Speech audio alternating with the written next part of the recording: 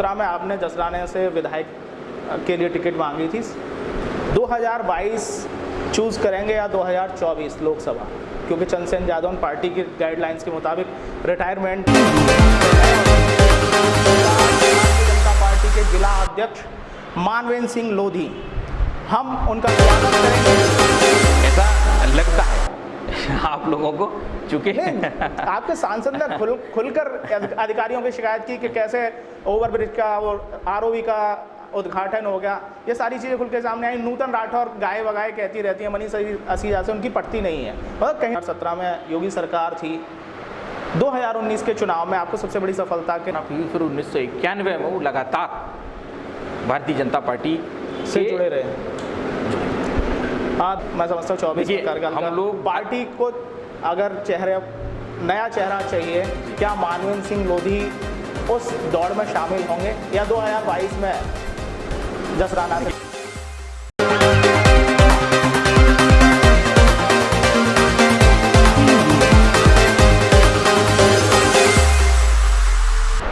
नमस्कार, मैं हूं रंजीत और रीप्ले विद रंजीत में आपका स्वागत करता हूं।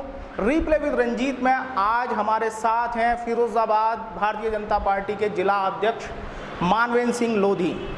हम उनका स्वागत करेंगे और उससे पहले बता दें कि मानवेंद्र सिंह लोधी के बारे में यदि बात की जाए तो वो संघ के शुरुआती दौर से ही जुड़े हुए हैं और लगातार चरणबद्ध तरीके से उन्होंने अपना जो सफ़र है वो तय किया है और आज भारतीय जनता पार्टी के जिला अध्यक्ष के तौर पर फिरोजाबाद में काम कर रहे हैं। बहुत बहुत स्वागत है आपका मानवेंद्र सिंह जी। धन्यवाद। सबसे पहले मेरा आपसे पहला सवाल ये है कि अगर हम बात करें मानवेंद्र सिंह लोधी के बचपन की, तो शुरुआत कहाँ से हुई, जन्म कहाँ हुआ, और आपके हम पारिवारिक बैकग्राउंड की बात करें तो वो क्या है?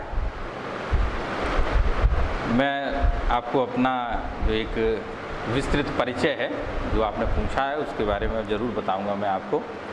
मेरा जन्म 17 जून सन 1972 को जी ईटा, चूँकि मेरी ननिहाल है तो ननिहाल में ईटा में हुआ। पैतृक गांव हमारा फिरोजाबाद जनपद में ही गांव मोर्चा है, जो कि अपने आप में एक राजस्व विलेज है। आबादी कम होने के कारण हमेशा जो हमारे बगल में बड़ी ग्राम सभा कैलई है, कैलई ग्राम सभा में हमेशा समायोजित रहता है। तो हमारी ग्राम सभा कैलई है, गांव मोर्चा है और पोस्ट ऑफिस भी कैलई में है जी।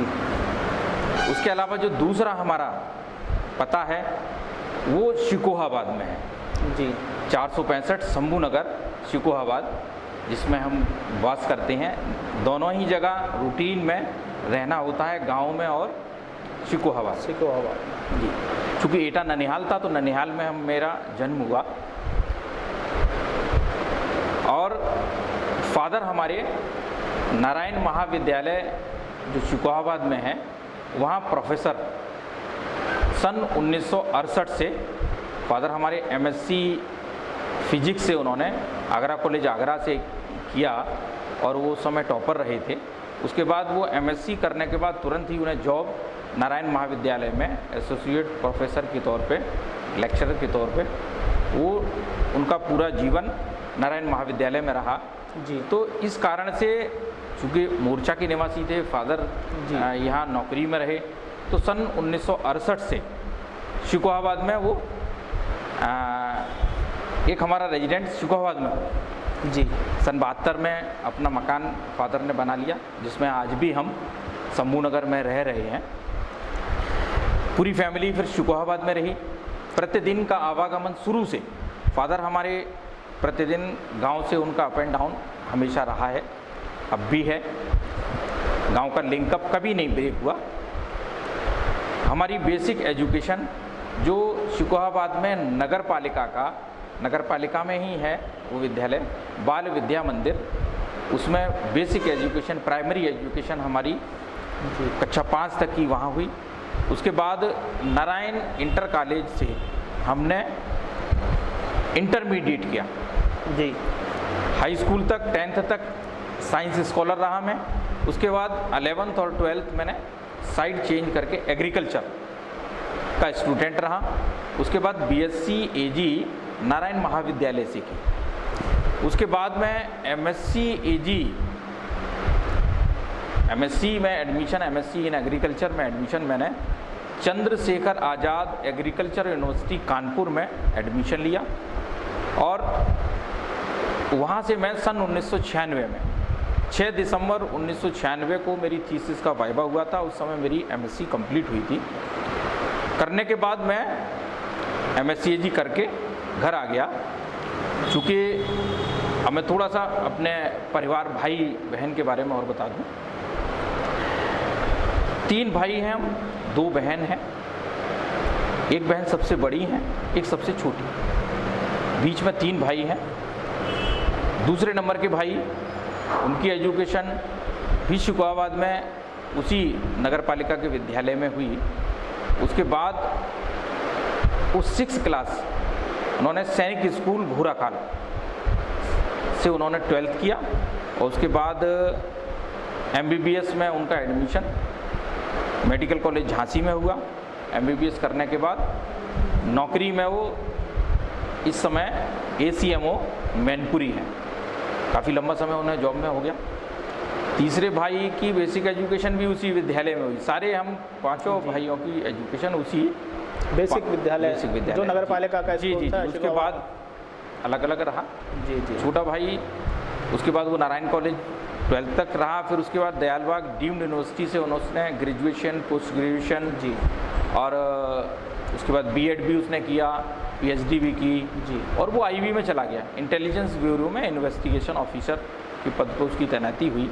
कुछ समय के बाद उसने अपना रिज़ाइन किया और फिर वापस घर आ गया, मन नहीं लगा उसका।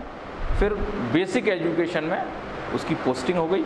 आज अपने ही जनपद में एका ब्लॉक में नगला गढ़ुआ गांव में वो बेसिक क्लास में हेडमास्टर के तौर पे कार्यरत हैं।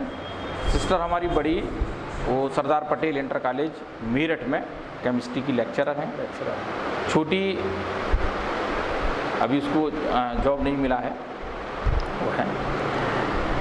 ये पारिवारिक बैकग्राउंड है। ये पारिवारिक। मदर हमारी जी उस समय की ग्रेजुएट हैं। ईटा से उन्होंने ग्रेजुएशन किया जी। और जो हमारे नाना जी जी आज़ादी के बाद जो दूसरा चुनाव सन 57 में हुआ जी, वो पहला चुनाव एटा सदर विधानसभा से लड़े जी। और लगातार 5 टर्म वो एटा सदर से एमएलए रहे लगातार जी। सन 1977 की सरकार में उन्हें, उस समय जब जो मिली जुली सरकार जनता पार्टी की बनी थी, उस समय हेल्थ मिनिस्टर भी रहे वो जी। उसके बाद उनके भतीजे श्रीमान प्रीतम सिंह वर्मा जी 2 टर्म एमएलए एटा सदर से रहे। फिर उसके बाद हमारे मामा जी मतलब नाना जी के बड़े बेटे श्री प्रजापालन वर्मा जी एटा सदर से एमएलए 1 टर्म रहे, दूसरे टर्म वो हारे। उसके बाद जो हमारे सबसे छोटे मामा जी हैं विपिन कुमार वर्मा उर्फ डेविड के नाम से उन्हें सभी लोग जानते हैं, इस समय वो वहाँ एटा सदर से एमएलए हैं। फादर हमारे शुरू से राजनीति में रहे जी। सन 1991 में पहली बार जब जसराना में भारतीय जनता पार्टी लड़ी तो उस रामलहर में वो चुनाव लड़े, लेकिन चूंकि जसराना में कभी भाजपा लड़ी नहीं थी, भारतीय जनता पार्टी पहली बार वहाँ चुनाव लड़ी। और वहाँ चूँकि हमारे ही समाज से एमएलए श्री रघुनाथ सिंह वर्मा जी हुआ करते थे, 89 में वो कांग्रेस के एमएलए थे, वो भी चुनाव लड़े।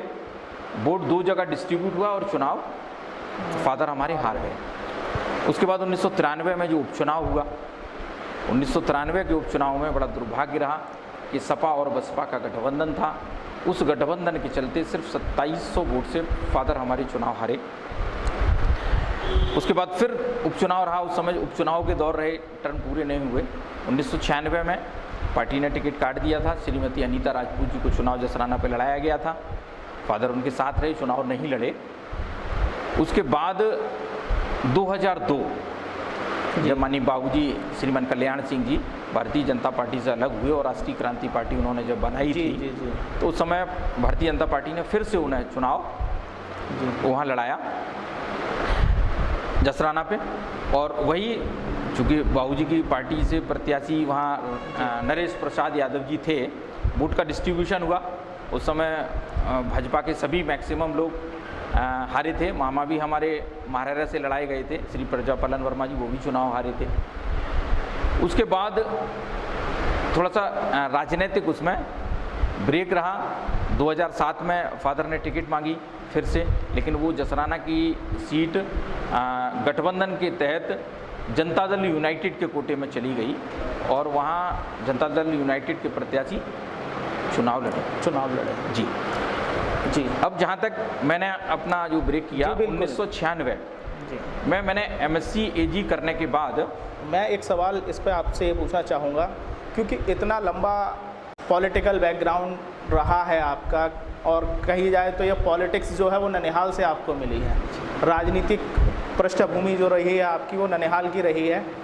अगर मानवेंद्र सिंह लोधी की हम व्यक्तिगत तौर पे बात करें, जब आपने बेसिक शिक्षा प्राप्त की, उसके बाद जूनियर पास आउट किया, उसके बाद आप जब हायर एजुकेशन की तरफ गए, तब क्या आपको छात्र राजनीति में कभी दिलचस्पी रही या छात्र संगठन से किसी से जुड़े रहे थे आप? मैं बताऊंगा आपको, छात्र राजनीति मैंने कभी नहीं की, क्योंकि शुकोहाबाद जैसे स्थान पर छात्र राजनीति कभी रही नहीं है। और जहाँ तक एग्रीकल्चर यूनिवर्सिटी का सवाल है, तो वहाँ छात्र राजनीति होती नहीं जी। मैं उस दौर में मैंने जब पोस्ट ग्रेजुएशन किया है, उस समय छात्र राजनीति बहुत कम यूनिवर्सिटियों में हुआ करती थी जी। मैं through out first class scholar हमेशा रहा हूँ, high school, intermediate, BSc, MSc, और अपने बैच का हमेशा टॉपर रहा हूँ। मैं मतलब कहीं ना कहीं सरकारी जॉब में भी उस समय जा सकता था। PCS की तैयारी, IAS की तैयारी, सिविल सर्विसेज की तैयारी करके सिविल सर्विसेज में भी जा सकता था, क्योंकि एकेडमिक मेरा थ्रू आउट फर्स्ट क्लास और हमेशा टॉपर रहा है। लेकिन चूँकि परिवार में बड़ा था, मेरे चाचा ताऊ कोई थे नहीं, फादर की थोड़ा सा मन था कि बड़ा बेटा होने के नाते घर के कामकाज और उन सब में संभालूं। तो उन्होंने एक बार कहा भी था, तो उस मंशा को ध्यान में रखते हुए मैंने MSc AG करने के बाद न PhD किया, न ही किसी सरकारी और गैर सरकारी किसी नौकरी के लिए कभी प्रयास किया। मेरा चूँकि माइंड मेकअप मैंने किया कि एग्रीकल्चर स्टूडेंट हूँ, तो कहीं ना कहीं खेती के साथ कुछ अगर मैं व्यापार करूँ, तो थोड़ा सा व्यापार मेरा शौक़ था। वो भी थोड़ा सा पैतृक ननिहाल से ही आया, कि ननिहाल में हमेशा शुरू से व्यापार रहा है। तो मैंने फिर 1999 में एक सीड प्रोसेसिंग का प्लांट लगाया जी। मैं सर्टिफाइड फाउंडेशन सीड, एक राजपूत सीड्स के नाम से मेरा ट्रेडमार्क ब्रांड है। आज भी मेरे सीड मैं तैयार करता हूँ, वो सीड मेरे मार्केट में आते हैं। सर्टिफाइड फाउंडेशन सीड बनाता हूँ राजपूत सीड्स के नाम से। तो वो व्यापारिक सफ़र मैंने 1999 से शुरू किया। राजपूत सीड्स मेरा आज भी बदस्तूर चल रहा है वह यूनिट। उसके बाद सन 2004 में एक, चूँकि यहाँ आलू का क्षेत्र है जी, तो एक कोल्ड स्टोरेज की स्थापना की शिकोहाबाद में, KP Singh and sons cold storage private limited, उसी परमिसेस में जिसमें सीड प्रोसेसिंग प्लांट है। 2004 में स्थापना की उसकी, उसके बाद उसका एक्सटेंशन किया। 2010 में पत्नी के नाम से एक भारत पेट्रोलियम के रिटेल आउटलेट के लिए जगह उसी एटा रोड पे निकली। जगह चूँकि फादर ने पहले से उस रोड पर काफ़ी परचेज कर रखी थी जी जी। तो उस जगह में एक भारत पेट्रोलियम का पेट्रोल पंप भी फिर पत्नी के नाम से मिला, उसको स्थापित किया। और इसी दौर में फिर अभी 2017 में एक और कोल्ड स्टोरेज की स्थापना यहाँ मक्खनपुर के पास जखारा गांव पे की हमने। चूँकि फादर एजुकेशन में थे, तो उस ग्रामीण परिवेश में एजुकेशन का अभाव था, और एजुकेशन उन्होंने जिस प्रकार से प्राप्त की थी, वो उन्हें एहसास था कि एजुकेशन का कितना महत्व है, और इस ग्रामीण परिवेश में कैसे छात्र या मुख्य तौर से छात्राएं एजुकेटेड हों। तो फादर ने हमारे इस सोच को ध्यान में रखते हुए 2000 और 2001 में एक इंटरमीडिएट कॉलेज की स्थापना अपने पैतृक गांव मोर्चा में की, बाबा के नाम से श्री मुंशीलाल इंटर कॉलेज, जिसका कि फाउंडर प्रिंसिपल आज मैं ही हूँ। आप ही हैं? आप ही हूँ, जब से 2001 से उसका प्रधानाचार्य भी मैं हूँ। तो वो स्थापित हुआ। उसके बाद वहाँ फिर हायर एजुकेशन, बच्चियों की एजुकेशन को ध्यान में रखते हुए एक हायर एजुकेशन के लिए श्रीमती रोशन कुंवर कुसुमलता डिग्री पीजी कॉलेज के नाम से भी एक महाविद्यालय की स्थापना की, जिसमें graduation, post graduation, B Ed, BTC, वो सारे कोर्सेज फादर हमारे लाए। उसके बाद जसराना में एक महाविद्यालय की उन्होंने स्थापना की, हमारा भी सब भाइयों का उसमें सहयोग रहा। Rani Avantibai Lodhi institute of higher education, वहाँ भी साइंस का अभाव था उस समय। आर्ट्स की एजुकेशन तो मिल जाती, बीए करने को मिल जाता था बच्चियों को, लेकिन साइंस की एजुकेशन नहीं मिलती थी। तो वहाँ बीए, बीएससी, फिर बाद में बीएड, बीटीसी, इस प्रकार के कोर्सेज। फिर एक केपीएस कॉलेज की भी गांव में स्थापना की, केपीएस आईटीआई की भी स्थापना। फादर मतलब एजुकेशन होने के साथ एजुकेशनल ग्रुप खड़ा किया जिससे कि इंटीरियर में शिक्षा व्यवस्था सुचारू हो सके, मतलब लोगों तक अच्छी शिक्षा पहुंचाने का काम। उसका ऐसा नहीं, आज भी परिणाम अब उसका रिजल्ट दिखाई देता है। जी जी जी। वहाँ उस ग्रामीण परिवेश में एका ब्लॉक में गांव है हमारा, बिल्कुल बॉर्डर का गांव है। केलई ग्राम सभा आखिरी ग्राम सभा है, उसके बाद एटा जनपद लग एटा और फिरोजाबाद के बॉर्डर पे गांव। जी जी जी। तो कहीं ना कहीं राजनीति जब उसमें थी, फादर को 1991 में, 93 में, 2002 में जब भी वो चुनाव लड़े, तो चुनाव लड़ाने की भूमिका में हमेशा हम अग्रणी रहे।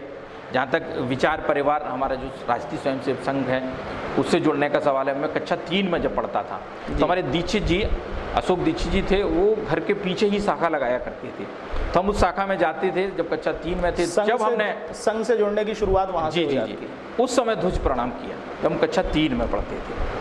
फिर 1991 में जब राजनीति में आई, विचार परिवार से हमेशा बड़ा अच्छा लिंकअप, विचार परिवार के ही हम सब लोग जुड़े हुए संस्कारित व्यक्ति हैं जी। जहाँ तक व्यक्तिगत मैंने बताया 7 में फादर को टिकट फिर नहीं मिला। फिर थोड़ा सा हमने अपना बिजनेस सेटअप करने के लिए थोड़ा सा साइड अप हुए राजनीति के दौर से, लेकिन फिर 2016 में पुनः राजनीतिक क्षेत्र में फिर से प्रयास प्रारंभ किया है।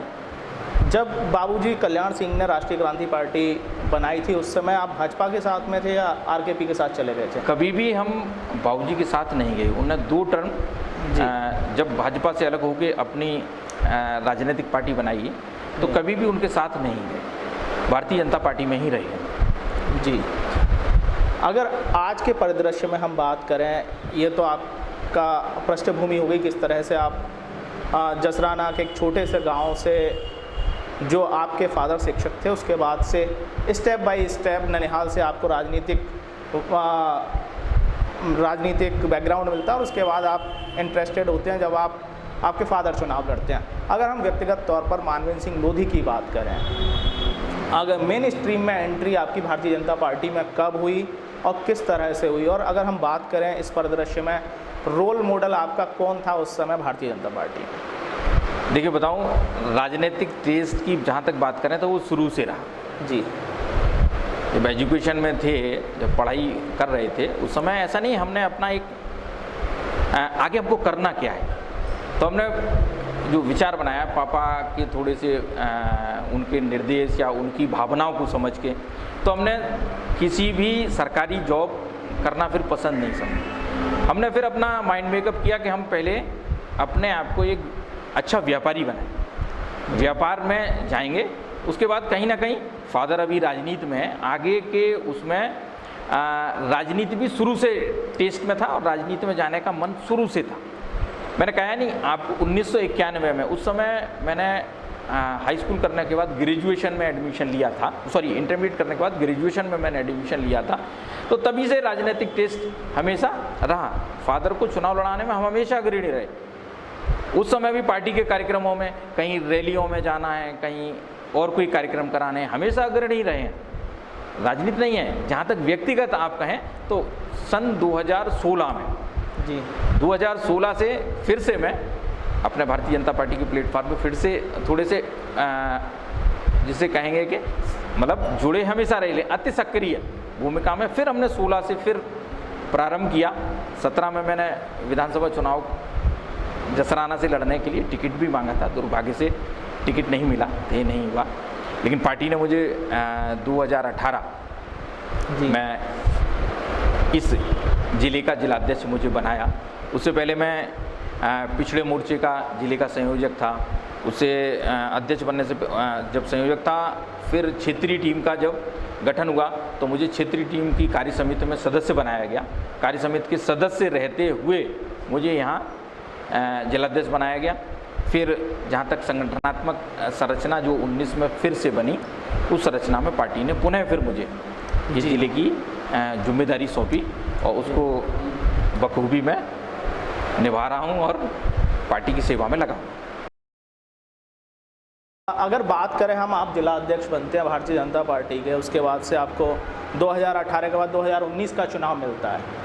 2019 लोकसभा में एक बड़ी सफलता आपको हाथ लगती है, क्योंकि बात करी जाए अगर लोकसभा फिरोजाबाद की, तो जिस समय प्रभुदयाल कठेरिया चुनाव लड़ते थे उस समय भारतीय जनता पार्टी के खाते में सीट गई थी और उसके बाद से फिर समाजवादी पार्टी के खाते में आई।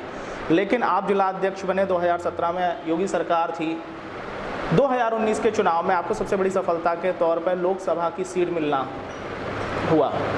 उस सफलता को कैसे देखते हैं आप, सबसे पहले ये बताइए। बहुत अच्छा अनुभव रहा उस समय जी। डॉक्टर चंद्रसेन जादौन जी, जो कि हमारे पिता तुल्य हैं, एक भारतीय जनता पार्टी और हमारे जो संस्थापक जी परम आदरणीय दीनदयाल उपाध्याय जी का जो सपना अंत्योदय, समाज में सबसे अंतिम पायदान पर व्यक्ति जो बैठा है उसकी चिंता कैसे हो, तो इसी प्रकार से एक कार्यकर्ता के भाव में सबसे नीचे के पायदान पर बैठे हुए व्यक्ति की चिंता करके डॉक्टर चंद्रसेन जादौन जी को यहाँ प्रत्याशी बनाया गया। कार्यकर्ताओं में बड़ी ऊर्जा और उत्साह था, क्योंकि एक जमीन के कार्यकर्ता को उस समय यहाँ लोकसभा लड़ने के लिए प्रत्याशी बनाया गया था। मैं कार्यकर्ताओं का विशेष धन्यवाद दूंगा इस जनपद के। उन्होंने, चूँकि जिले के अध्यक्ष होने के नाते मैंने सबसे जो निवेदन किया, उस निवेदन के तहत कार्यकर्ता इतनी ऊर्जा के साथ लगा। सारा चुनाव मैनेजमेंट कार्यकर्ताओं के पास था, कार्यकर्ताओं ने सब व्यवस्थित किया और उस चुनाव को हम बड़े अच्छे ढंग से जीते। बहुत अच्छा और बहुत सुखद अनुभव था। कार्यकर्ताओं बड़ा उत्साह और एक नई जोश आया कि भारतीय जनता पार्टी ही एक ऐसा राजनीतिक दल है जिसमें एक छोटे से कार्यकर्ता की भी चिंता होती है। 2019 लोकसभा जीतते हैं आप, उसके बाद टूंडला उपचुनाव में आपको जीत मिलती है। टूंडला जब अब एसपी सिंह बघेल लोकसभा आगरा से चुने जाते हैं, उसके बाद टूंडला विधानसभा खाली होती है। टूंडला विधानसभा भी एक आपके लिए चुनौती थी, क्योंकि पार्टी ने हर चुनाव को चुनौती माना है। टूंडला विधानसभा का उपचुनाव आप जीतते हैं, लेकिन 2021 में जो पंचायत चुनाव है, जिसके बूथ मजबूत करने की जो बात कही जाती थी और गांव-गांव मोदी जी का जो सपना था, योगी जी का जो सपना था, वो कहीं ना कहीं गांव तक मैसेज करने हुआ। लेकिन जिला पंचायत चुनाव आप अगर बात करें हम, कहीं ना कहीं आपने कोशिश की कि एक अच्छा मैनेजमेंट किया जाए, चुनाव में हर प्रत्याशी को टिकट दिया जाए और हर समाज को टिकट दिया जाए, लेकिन जनता ने जो आपका मैनेजमेंट था वो ध्वस्त कर दिया। जिला पंचायत में आपको जो आशातीत परिणाम थे वो नहीं मिले फिरोजाबाद में। कैसे इसको देखते हैं, क्योंकि 2022 आपके सामने एक चुनौती है? देखिए, मैं बताऊं आपको जी, जो पंचायत का चुनाव है, ये एक पंचायत त्रिस्तरीय पंचायत है। पहला स्तर ग्राम सभा, जिसके द्वारा हम प्रधान चुनते हैं। दूसरा स्तर क्षेत्र पंचायत का सदस्य बनाने का, जिसके द्वारा ब्लॉक प्रमुख का चुनाव होता है। तीसरा स्तर हमारा जिला पंचायत। जिला पंचायत सदस्य के द्वारा हम जिले के पंचायत का, सबसे बड़ी पंचायत का अध्यक्ष का चुनाव करते हैं जी। तो कहीं ना कहीं देखिए, ये जो पंचायत स्तर के चुनाव हैं, ये स्थानीय स्तर पर इनमें त्वरित मुद्दे पैदा हो जाती हैं। उन मुद्दों के आधार पर लोग वोटिंग कर जाते हैं। अगर हम इसको विधानसभा चुनाव और लोकसभा चुनाव से अगर इसका कंपैरिजन करें तो बहुत अंतर है। लेकिन पार्टी तो इस बार चाह रही थी कि हम पंचायत में सिंबल पे आएंगे, लेकिन कुछ परिस्थितियां ऐसी बनी, पार्टी को ये फैसला वापस लेना पड़ा। इस बार पार्टी मूड में थी, लेकिन कुछ परिस्थितियां ऐसी रहीं कि अमेंडमेंट नहीं हो पाया। अमेंडमेंट नहीं हो पाया और राजनीतिक दल उसमें भाग नहीं ले सकते थे। तो एक समर्थन के तौर पर सभी राजनीतिक दलों ने अपने अपने कैंडिडेट लड़ाए। लेकिन मैंने आपको बताया नहीं, या तो यह चुनाव, जहाँ तक जिला पंचायत की बात है जी, या तो यह चुनाव जो हमारा ग्राम सभा है और क्षेत्र पंचायत है जी उससे अलग होना चाहिए जी क्योंकि उसमें वो मुद्दे सारे काउंट हो जाते हैं। कहीं ना कहीं वोट की अदला बदली उस समय स्वार्थ के तहत कि मैं प्रधान बन जाऊं, मैं क्षेत्र पंचायत का सदस्य बन जाऊं, तो कहीं ना कहीं लोग वोट का ट्रांसफर आपस में कर लेते हैं जी। तो ये स्थानीय मुद्दे, मैंने कहा नहीं त्वरित मुद्दे, उस समय रात भर में लोगों का मूवमेंट बदल जाता है। तो कहीं ना कहीं जिला पंचायत का जो चुनाव है वो हमेशा अलग होना चाहिए। अच्छा, ये भी एक मुख्य कारण है। अब 2022 आप तैयारी, क्योंकि पार्टी भी घोषणा कर चुकी है, शुरुआत हो चुकी है, जिला अध्यक्ष बतौर आप कैसी चुनौती देखते हैं यहाँ पर? क्योंकि अभी पार्टी आपके सांसद और फिरोजाबाद सदर विधायक में भी रस्साकसी का मामला सामने आया था और मेयर और विधायक में भी रहा है, वो किसी से जग जाहिर बातें हैं, वो छिपी नहीं है। जिला अध्यक्ष बतौर आपके सामने चुनौती है, पार्टी का जो भी डिजास्टर है उसको मैनेज करना है आपको, किस तरीके से डैमेज कंट्रोल करेंगे? क्योंकि विधानसभा आपको 5, इस बार आप 4 विधानसभा जीतकर, फिरोजाबाद का सिनेरियो बदला था 2017 में, भारतीय जनता पार्टी के पास 4 सीटें रहीं।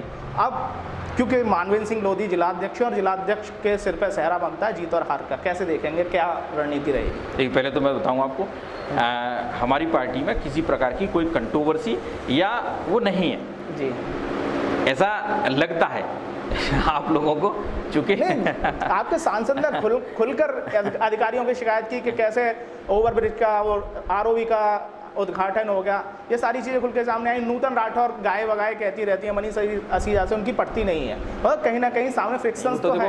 परिवार होता है तो परिवार में आप देखते हैं कि 4 बेटे 2 बहनें, माता पिता, तो कहीं ना कहीं थोड़ा बहुत कहा सुनी और वो चीज़ें तो हो जाती है, तो परिवार है, वो कोई खास बात नहीं है। ऐसा कोई वैसा इशू नहीं है जिससे कोई पार्टी बटी हुई है, ऐसा कोई, पार्टी हम सब एक हैं। और जहाँ तक 2022 का सवाल है, अभी हम यहाँ लोकसभा पे काबिज हैं, 4 विधानसभाओं पे काबिज हैं, एक सिरसागंज विधानसभा पे समाजवादी पार्टी काबिज है।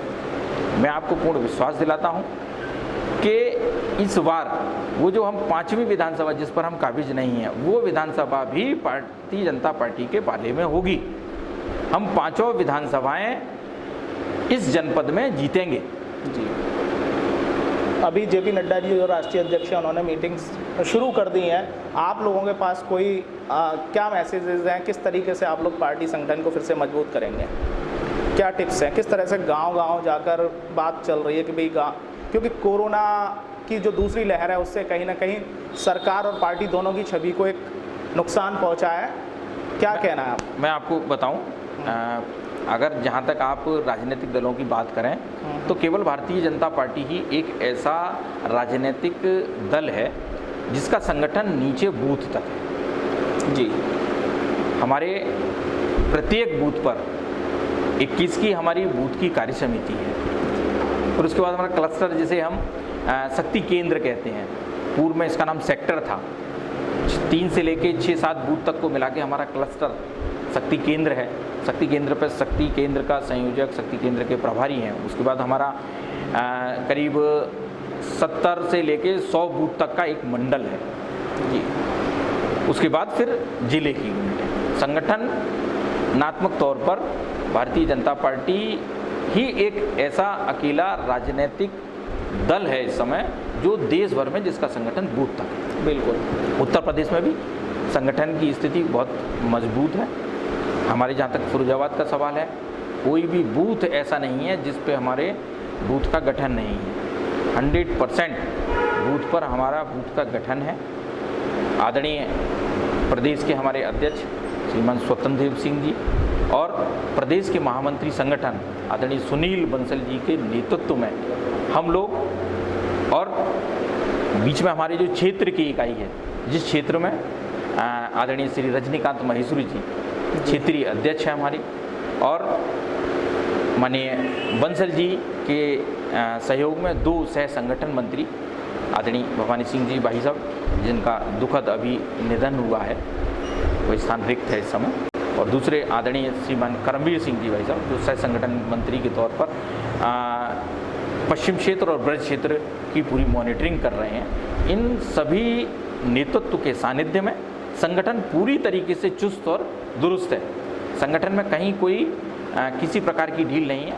हमारी जो राजनीतिक गतिविधियों के अलावा जो सामाजिक गतिविधियां हैं, उन सामाजिक गतिविधियों में भी संगठन हमेशा लगा रहता है। जैसा कि आज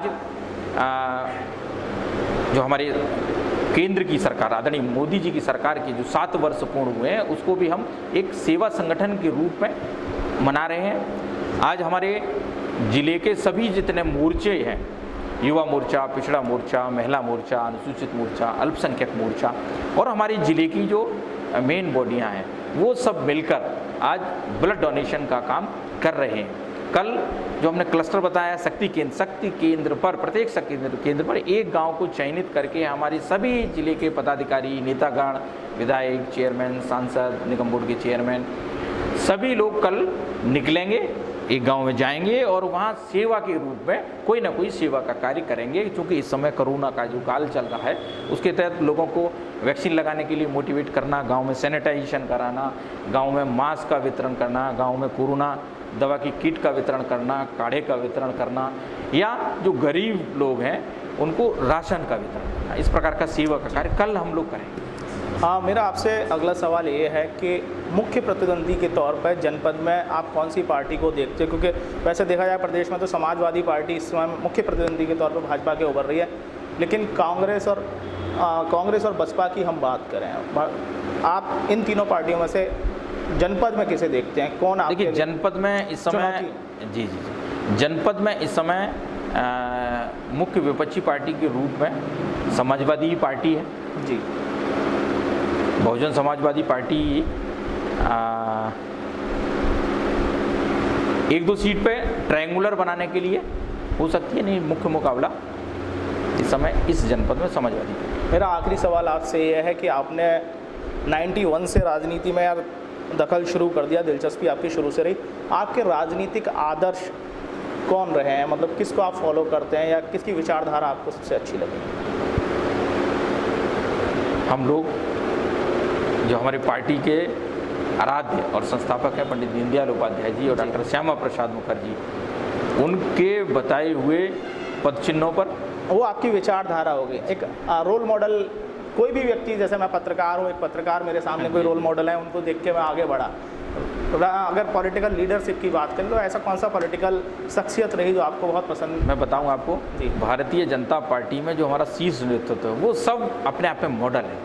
उन सभी को हम मॉडल मानकर काम करते हैं। कोई भी भारतीय जनता पार्टी में ऐसा नेतृत्व नहीं है जी जिसका हम आपको एक व्यक्ति का नाम है। सभी हमारे जितने नेतागण हैं, चाहे वो प्रदेश के हैं, चाहे हमारे राष्ट्रीय स्तर के नेता हैं, सब अपने आप में एक मॉडल है। मैंने अभी आखिरी सवाल कहा था, मैं सिर्फ एक छोटा सा एक संक्षेप में पूछना चाहूँगा। आपके नाना क्योंकि विधायक रहे, आपके 2 मामा विधायक रहे, प्रजापालन वर्मा जी और अभी विपिन कुमार जी, दोनों एटा सदर से विधायक हैं। क्या क्या सीख वहाँ से मिली, किस चीज़ को फॉलो करते हैं? क्योंकि वहाँ चुनाव जीतते रहे हैं आप और यहाँ पे आपको लगातार हार का सामना करना पड़ा है। देखिए, राजनीतिक क्षेत्र में हम सिर्फ और सिर्फ सेवा के भाव से जी, राजनीति का व्यवसायीकरण ना हो, जो कि कहीं ना कहीं आज भारतीय राजनीति में देखने को मिलता है, तो ये हमारा मूल सिद्धांत है। कभी भी हम राजनीति को व्यवसायीकरण नहीं करेंगे। राजनीति में जब तक रहेंगे तब तक सेवा के भाव से रहेंगे। यही हमें हमारे जो पूर्वज, हमारे नाना, मामा या हमारे फादर, हमारे पिता भी राजनीति में जब उन्होंने नौकरी में आए, उसके बाद से ही वो राजनीति का टेस्ट उनमें रहा और राजनीति उन्होंने की जी। मैं बात कर रहा हूँ सन 80 से पहले की जी। तो उन्होंने अपना राजनीतिक जीवन कांग्रेस से प्रारंभ किया। कांग्रेस से शुरू किया जी। फिर जब 91 बताया नहीं, जब भारतीय जनता पार्टी की स्थापना हुई, फिर 1991 में वो लगातार भारतीय जनता पार्टी से जुड़े रहे। हाँ, 2017 में आपने जसराने से विधायक के लिए टिकट मांगी थी। 2022 चूज़ करेंगे या 2024 लोकसभा? क्योंकि चंद्रसेन यादव पार्टी की गाइडलाइंस के मुताबिक रिटायरमेंट पे हैं और मैं समझता हूँ 24 में कार्यकाल। हम लोग पार्टी को अगर नया चेहरा चाहिए, क्या मानवेंद्र सिंह लोधी उस दौड़ में शामिल होंगे या 2022 में जसराना से? मैं बताऊंगा आपको, हम लोग भारतीय जनता पार्टी के सिपाही हैं जी। पार्टी का जो आदेश होगा, पार्टी जहां हमको आदेश करेगी, जैसा निर्देश देगी, उस निर्देश का पालन करें। नहीं, व्यक्तिगत इच्छा नहीं, देखिए व्यक्तिगत इच्छा तो राजनीति में कभी कम नहीं होती। राजनीति में तो हमेशा स्टेप में बढ़ने की रहती है। हर एक तो कभी ऐसा कहें हम कि हमारी कोई इच्छा नहीं है, ऐसा नहीं। राजनीति में आगे बढ़ने की इच्छा हर व्यक्ति की होती है, वो हमारी है। बाकी पार्टी जो निर्देश देगी उस निर्देश पे काम करें। चलिए, बहुत बहुत शुक्रिया मानवेंद्र सिंह जी आपका। तो ये थे हमारे साथ भारतीय जनता पार्टी फिरोजाबाद के जिला अध्यक्ष मानवेंद्र सिंह लोधी, जिन्होंने बेबाकी से सारे सवालों के जवाब दिए और हम उनके अग्रिम भविष्य की शुभकामनाएं देते हैं। तो रीप्ले विद रंजीत में आज इतना ही, फिर मिलेंगे किसी अच्छी और नई शख्सियत के साथ। तब तक के लिए नमस्कार।